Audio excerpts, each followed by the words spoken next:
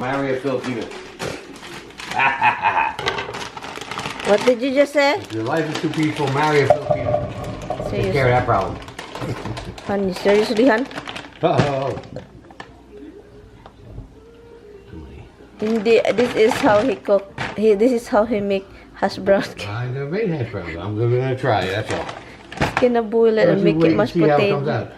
He's gonna boil it and make mashed potato. I'm not boiling nothing, I'm just washing them.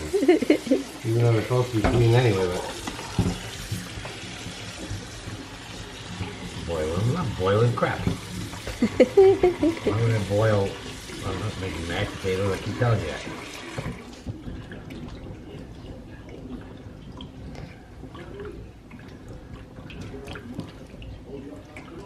Rinse it off the dirt, whatever dirt might be on them, even though they're already clean, so there's like no dirt coming out of these at all.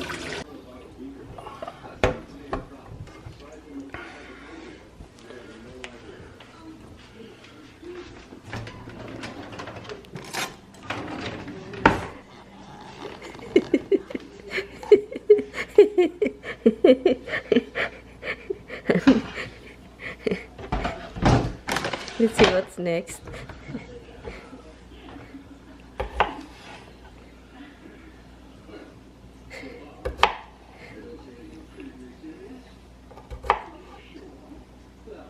Big hash brown, mga loves.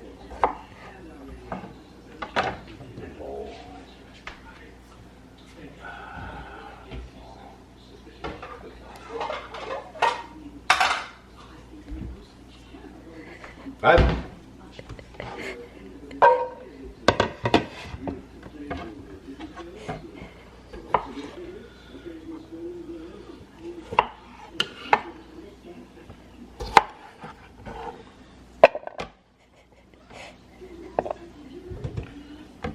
You haven't put it.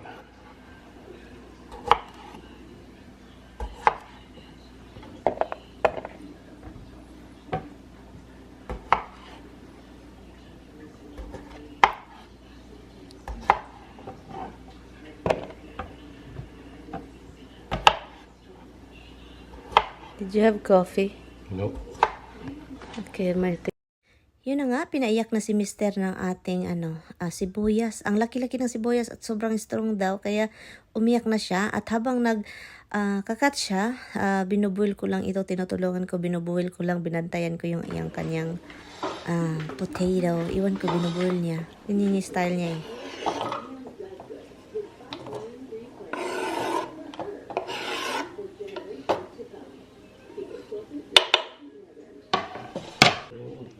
Garlic and oil. I'm just using this garlic. Sabi kasi niya sa akin kahapon, bukas ako yung magluluto ha. I'm the one cooking breakfast. So kaya yun, pinabayaan ko at finifilm ko lang siya at natawa ako sa mga reaction niya. Naglibog, nagdi siya kung ano yung gagawin niya. Naglibog na yan. Oh yeah, but at least it's gotta get softer, these peppers and stuff. Hindi ko alam kung ano yung mga pinagagawa niya dito. Tinitignan na lang niya kung ano yung tignan yung mukha niya. Hinihintay niya yung uminit ng yung oil at saka yung nilagay niya na garlic. Adding olive oil, yun yung ganap niya kasi daw marami daw yung potato. Alam niyo mga love, sa tingin ko, ang nangyari dito, hindi talaga niya alam kung anong gagawin. So, ang iniisip na lang niya, ano bang next steps nito? Kaya yun, natawa na lang ako. I love you. Love you too. And then you put a camera at my nose. No.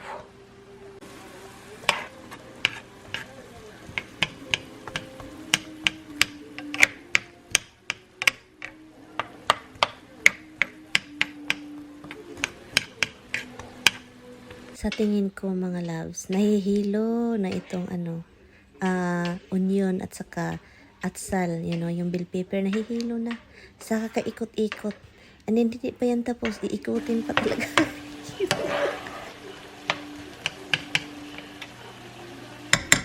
Dilema. Nag-isip yan siya kung ano bang dapat ilagay dito. Diba? Alam niyo na kung ano yung mga kinukuha niya. What is Garlic.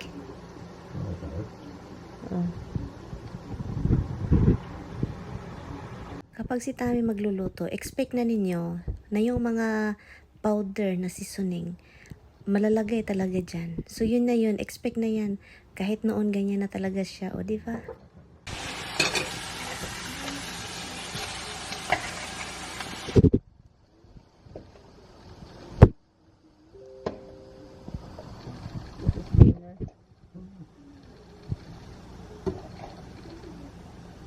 It's nice when you mush it, though. I want to be moist. Huh? I want to be moist. You want to be a little crunchy.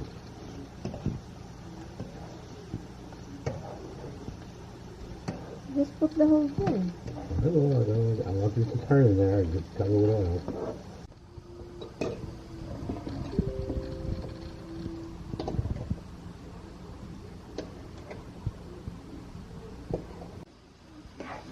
More oil. Too much oil is really not good, honey. That's what helps the flavors get inside of it. More like oily. Okay, need a little salt? No, It's perfect with salt. Hmm? You put salt enough already. You can taste it. Let me try.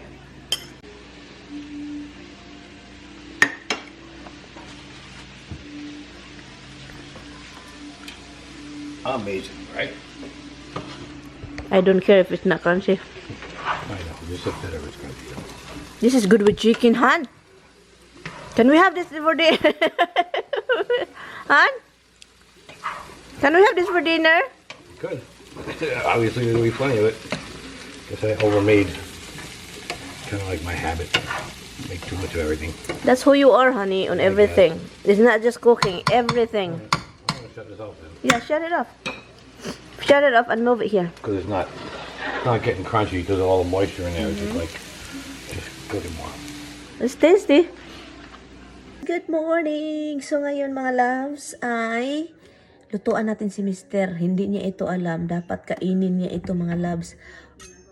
Apat na itlog, kamatis, onion, and then garlic. So ngayon, ito yung lulutuin ko. So hindi niya alam, nandun siya sa labas, no?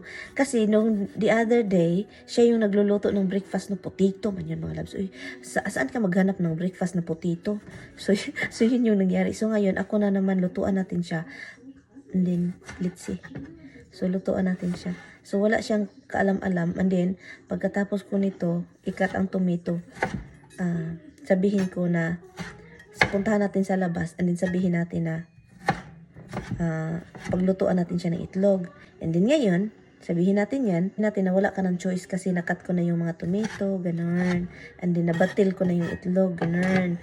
No, parang hindi natin siya bigyan ng time na makasi no, kasi usually yan siya mga no na eh. Kasi paminsan kapag gumising nan sa maaga, ang nangyayari, bumangon yan ng maaga, mga 2 o'clock, 3 o'clock, and then mag-open na ng refrigerator. Sus, nagkaon na. Hindi niya ininit yung mga gusto niyang kainin, kasi ayaw niya akong magising, kasi mainuman to. Quiet man ang bahay basta gabi. And then, yung ating microwave maingay, diba? So, ayaw niyang paminsan mostly yung kapag meron akong mga niluluto na tawag nito yung makain lang na hindi initin, like yung hotdog hindi hotdog sausage, kakainin niya yon na hindi mainit, no? Ganyan yan siya mga loves. So kaya yun, sabihin na natin na wala ka nang magawa pa kasi nakat ko na ang ating mga ingredients kung anong dapat ilagay. So yun, puntahan natin sa labas. Let's see kung we will see no or yes. Let's see. Puntahan natin. Sobrang aga pa eh. 6:36. Hey. I'm making some egg and I'm cutting it already. Huh? Stomach's bothering me. Hello, oy. He doesn't want it. Na, oy, ayaw man niya mga loves. Sinabihan ko na kayo. Ayaw niya lagi. And din ang rason niya is hindi daw okay yung tiyan niya. Atik talaga. Atik kun kayo niya ako ba na alam ko talaga na kumain yun kanina talaga. And din ang rason niya most of the time masama yung pakiramdam niyan. Tiyan ko, parang may nakain ata akong mali. Ganyan yan siya mga loves. So, kaya ngayon, ito siya. Magluto lang ako dito and then mamaya ipakain natin sa kanya. So, wala akong choice kundi lutuin and then kainin niya mamaya kapag wala na masakit yan. Kaluka talaga tong asawa ko. Anyway mga loves, so yun lang yung umaga.